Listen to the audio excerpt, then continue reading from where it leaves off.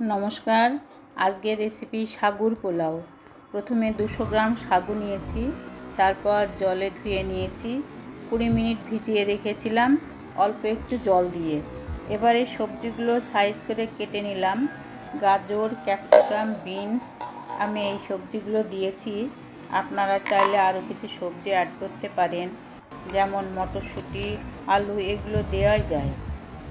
এরপর গ্যাসে কড়াই বসিয়ে দিলাম, 2 চামচ সাদা তেল ও 1 চামচ ঘি গরম করে নিলাম। গ্যাসের ফ্লেম মিডিয়ামে রেখেছি। এলাচ, অল্প একটু দারচিনি ও 2টো লবঙ্গ দিলাম। তারপর সবজিগুলো দিয়ে দিলাম। একটু ভেজে নিয়ে 1 চামচ চিনি ও পরিমাণ মতো লবণ দিয়ে একটু নেড়ে নিলাম। কাজু বাদাম ও কিশমিশ দিয়ে দিলাম।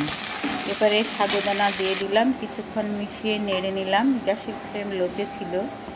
এবারে 2টো কাঁচা লঙ্কা দিয়ে দিলাম ও 1/2 চামচ ঘি আর অল্প একটু গোলমরিচ গুঁড়ো দিয়ে নামিয়ে নিলাম। সাগুর পোলাও রেডি হয়ে গেল। খুব অল্প সময় সুস্বাদু পোলাও। উপোসের দিনে খেতে পারেন।